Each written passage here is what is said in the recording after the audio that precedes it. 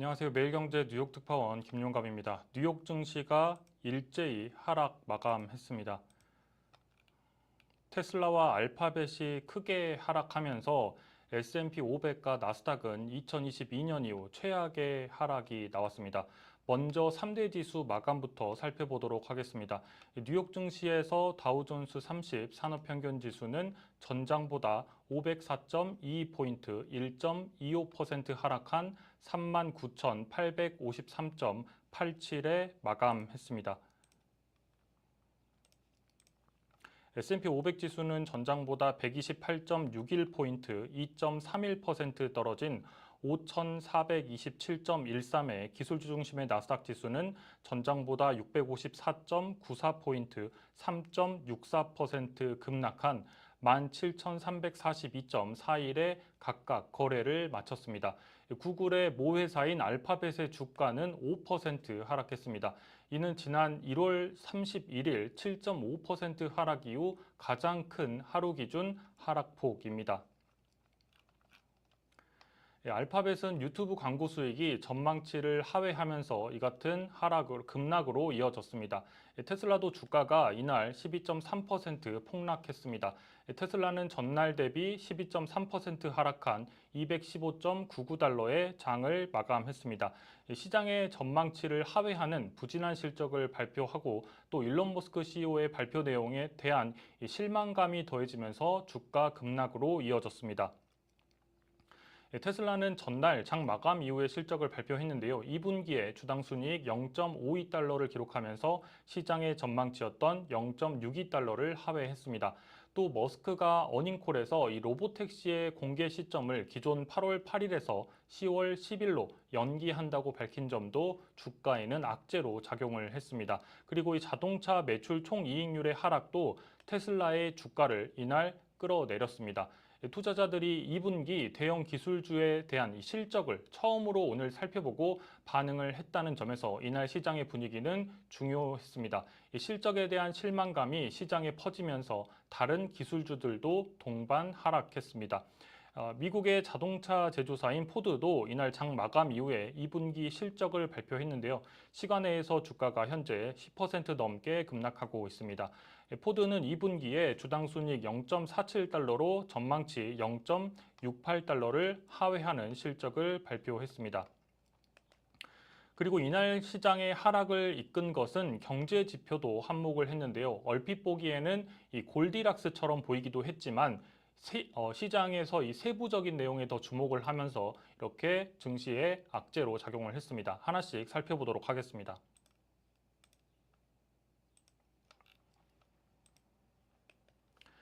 이날 주식시장은 급락했지만 이렇게 경제가 너무 뜨겁지도 차갑지도 않은 이른바 골디락스 국면에 돌입한 것이라는 평가가 일각에서는 나오기도 했습니다. 미국 경제에서 인플레이션 압력은 둔화되고 있는 가운데 이 회복성이 있는 성장 움직임이 계속하면서 골디락스 가능성이 언급되고 있는 건데요.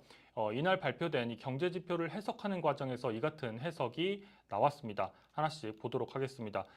S&P 글로벌에 따르면 미국의 7월 서비스와 제조 부분의 활동을 모두 포함하는 이 플래시 종합 구매 관리 지수 PMI는 55를 기록했습니다. 55를 보시는 것처럼 이렇게 기록을 했는데 앞서 지난 6월에는 54.8을 기록한 바 있습니다. 이 수치가 55로 높아졌습니다. 경제학자들은 이 지수가 이 54.2로 더 낮아질 것이라고 봤는데 실제는 55로 더 상향이 된 겁니다. 이 PMI는 50을 기준으로 50보다 높으면 경기 확장 그리고 낮으면 위축을 의미합니다.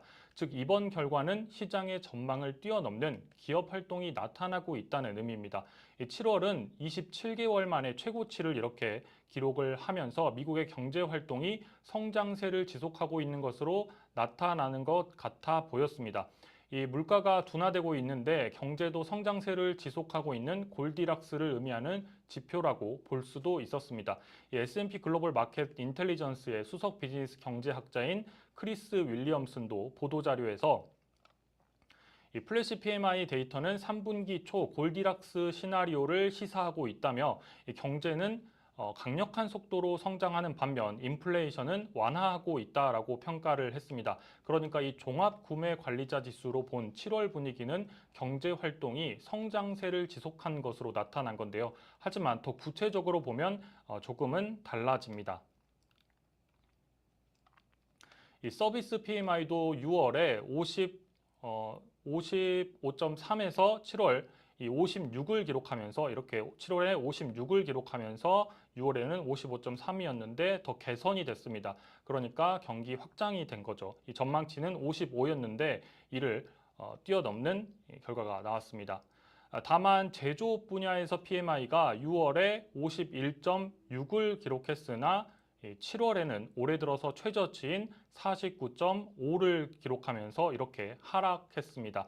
50 밑으로 내려가게 됐습니다. 시장의 전망치는 51.7이었는데 실제는 49.5를 기록한 겁니다. 즉 6월에 51.6을 기록하면서 이렇게 경기 확장을 보이던 제조업 활동이 7월에는 51.7로 조금 더 확장세가 소폭 커질 것이라고 시장에서는 전망을 하고 있었는데 열어보니 실제로는 50 밑으로 하락을 하면서 제조업 경기 위축이 나타나고 있더라라는 것이 나온 겁니다. 그러니까 정리하자면 이 서비스 부문이 종합지수의 상승을 주도하면서 7월 PMI가 27개월 만에 최대를 기록하면서 강력한 이 3분기 시작을 알렸지만 알고 보면 서비스업은 확장됐고 제조업은 위축됐다라고 하는 겁니다.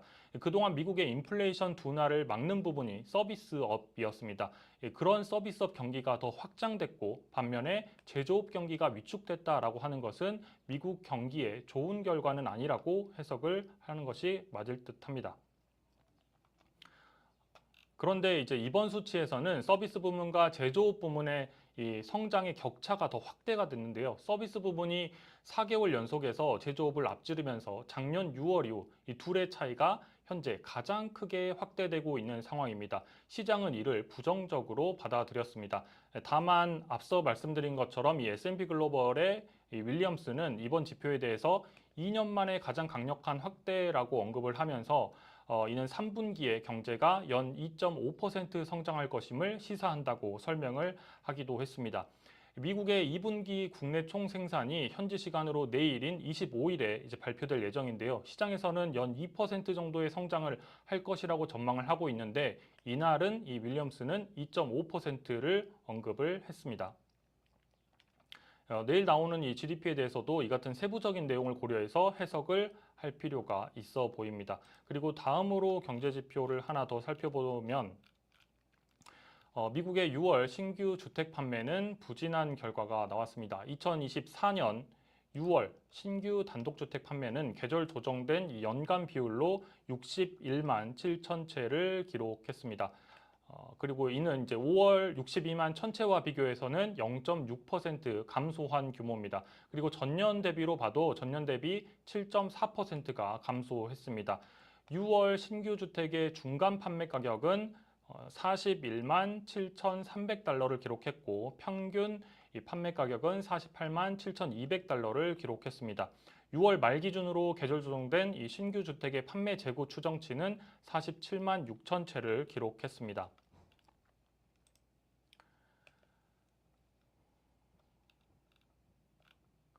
다음으로 이 9월 기준금리 인하 기대감은 현재 시장에서 100%에 달하고 있는 상황입니다.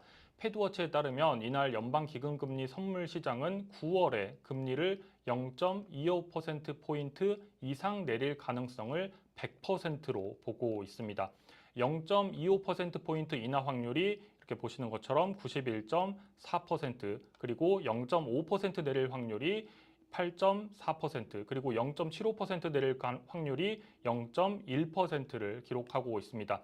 하루 전까지만 해도 제가 이렇게 파란색 글씨로 써놓은 것처럼 하루 전까지만 해도 0.75% 내릴 확률은 0%였고 그리고 0.5% 내릴 확률이 4% 그리고 0.25% 내릴 확률이 92.2%였는데 오늘 9월 인하 가능성이 더 커졌습니다. 시장에서 7월 금리 인하 가능성이 조금이지만 커졌기 때문에 9월에 0.25%포인트 이상 내릴 여지를 이렇게 보고 있는 건데요. 이와 같은 분위기는 빌 더들리 전 뉴욕 연방은행 총재의 글에서도 나타났습니다. 빌 더들리 전 뉴욕 연은 총재가 블룸버그 칼럼니스트로 기고를 한 글인데요. 이 빌 더들리는 칼럼 제목에서 나는 마음을 바꿨다 이렇게 표현을 했습니다. 연준은 그리고 지금 당장 금리를 인하해야 한다라고 주장을 했습니다. 9월까지 기다렸다가 금리를 내릴 경우에는 경기 침체의 위험이 커진다라는 주장이었는데요. 사실 그런데 흥미로운 점은 이 빌 더들리 전 총재가 금리 인하를 주장하던 인물이 아닙니다. 지난 5월 30일, 그러니까 지금으로부터 약 2달 전인, 이게 이제 2달 전에 빌 더들리 전 총재가 블룸버그에 기고를 했던 글인데요. 당시 칼럼의 제목은 연준이 인플레이션과 싸우고 있다고 생각한다. 다시 생각해라. 그리고 금리가 5.25% 이상이더라도 경제를 냉각시키기에는 충분하지 않을 수 있다라고 이야기를 하고 있습니다. 그래서 이때 당시에 2달 전에 썼던 칼럼 내용을 잠깐 좀 말씀을 드리면 2달 전의 내용에서는 이 R스타, 그러니까 이 중립금리에 대한 이야기를 하는데요. 뭐 다들 아시겠지만 이 중립금리라고 하는 것이 과열도 침체도 하지 않는 이 적정 수준의 금리를 의미하는데요. 미국에서는 이 중립금리가 높아진 것 아니냐는 의견들이 그동안 지속해 왔었습니다. 그렇다면 미국의 기준금리를 더 많이 낮출 필요가 없게 됩니다. 중립금리가 만약에 높아졌다고 한다면. 빌 더들리도 2달 전에 쓴 칼럼에서는 저는 R스타가 패드가 인식하는 것보다 훨씬 높다고 생각합니다. 즉 중앙은행이 인플레이션과 싸우기 위해서 충분한 노력을 하지 않는다는 뜻입니다. 라고 발언을 했습니다. 그러면서 이 중립금리가 상승한 배경으로 미국 경제가 지속적으로 호황인 것은 이 통화정책이 그다지 제한적이지 않다는 것을 시사한다고 평가하기도 했습니다. 당시의 통화 정책에 대해서 긴축적이지 않다, 제한적이지 않다라고 평가를 한 거죠. 그래서 심지어 5월에는 연준의 정책에 대해서 오랫동안 더 높게라는 구호 대신에 인플레이션이 이 원하는 방향으로 더 설득력 있게 움직일 때까지 무기한으로 더 높게 바꿔야 한다. 이렇게 조언을 할 정도로 굉장히 매파적인 움직임을 보이는 인물이었습니다. 그런데 오늘 칼럼에서는 앞서 말씀드린 것처럼 나는 마음을 바꿨다. 연준은 지금 당장 금리를 인하해야 한다라고 주장을 합니다. 경기 침체의 가능성 때문에 그렇다고 하는 건데요. 그는 이 팩트가 바뀌었기 때문에 마음을 바꿨다고 이야기를 했습니다. 이 연준이 다음 주에 예정된 회의에서 금리를 그러면서 인하해야 한다라고 주장을 했는데요. 왜냐하면 이 연준이 경제를 냉각시키려는 노력이 눈에 띄는 효과를 내고 있기 때문이라고 이야기를 했습니다. 현재 미국 경제에 대해서 이 부자들은 자산 가격 상승과 그 낮은 금리로 과거에 빌린 이 모기지 덕에 여전히 소비를 하고 있지만 나머지 계층에서는 쓸 돈이 없고 또 이 신용카드와 자동차 대출의 금리가 상승한 영향을 받고 있다라고 하는 겁니다. 또 이 주택 시장에서는 주택 건설의 이 차입 비용 상승으로 인해서 주택 신축의 이 경제성이 훼손돼서 주춤하고 있다라고 평가를 했습니다. 성장이 둔화되면서 일자리도 줄었고 가장 또 우려스러운 점은 이 지난 3개월 평균 실업률이 지난 12개월 최저치에서 0.43%포인트 상승했다라는 점이라고 지적을 했습니다. 이 더들리 전 총재가 3회 법칙에 근거한 이 경기 침체 우려를 경고한 겁니다. 이 3회 법칙은 실업률 3개월 평균이 직전 이 12개월의 저점과 비교해서 0.5%포인트 높아지면 경기 침체 위험이 높아진다라고 하는 법칙입니다. 이외에도 또 인플레이션 압력은 완화된 점도 이 금리 인하를 할 수 있는 여건이라고 평가를 했습니다. 올해 초에 뭐 다들 아시겠지만 1월부터 3월까지 올해 초에 예상을 웃도는 인플레가 나타나기는 했지만 최근에는 연준이 선호하는 이 근원 PCE가 5월에 전년 대비해서 2.6% 상승에 그치는 것처럼 연준의 목표인 2%와 크게 차이가 나지 않았습니다. 그리고 또 6월 PCE에서는 이 같은 추세가 더 강해질 것이라고 이 더들리 전 총재는 예상을 하고 있습니다. 그럼에도 불구하고 연준이 다음 회의에서 이 금리를 인하하지 않으려는 이유도 있을 수 있을 것이라고 이야기를 하면서 그 이유로 3가지를 지적을 했는데요. 첫 번째는 연준이 다시 속고 싶지 않기 때문이라고 봤습니다. 작년 말에 이미 인플레이션이 일시적으로 완화됐기 때문에 이제 인플레와의 전쟁에서 승리 선언을 더 이렇게 좀 가볍게 하기는 좀 어려울 것이다. 속고 싶지 않을 것이다. 더 확신이 있을 때 승리 선언을 할 것이다. 라는 점입니다. 그리고 두 번째로는 이 제롬 파월 의장이 비둘기파와 매파 양측에서 더 많은 지지를 얻기 위함이라고 보고 있는 건데요. 이미 시장에 9월의 금리 인하 예상이 팽배하기 때문에 금리 인하를 지연해도 비둘기파들의 지지를 받는 것은 별 영향이 없습니다. 그런데 이 매파의 지지를 받기 위해서는 9월이 더 낫다라는 겁니다. 그리고 세 번째로 또 이 연준이 실업률이 곧 이 샤메 법칙의 한계를 넘을 수 있다고 하는 이 위험에 대해서 연준이 별로 걱정을 하지 않고 있다고 지적을 했습니다.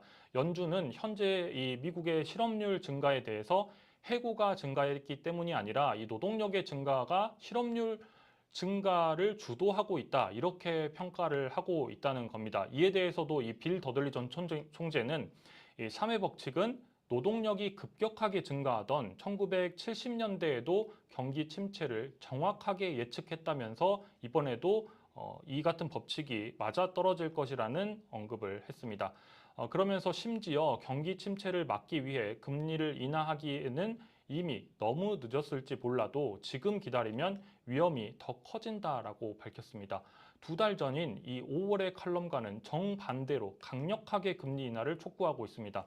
사실상 연준에게 지금 내리지 않으면 경기 침체가 곧 올 것이라는 경고를 하고 있는 상황입니다. 이렇게 빌 더들리 전 총재가 2달 만에 이렇게 입장을 정반대로 바꿀 정도로 미국의 경제 상황이 급변하고 있는 듯한데요. 이럴 때일수록 이 매경 월가월부와 함께 현명한 투자를 하시길 바랍니다. 오늘 준비한 소식은 여기까지입니다. 시청해 주셔서 감사합니다.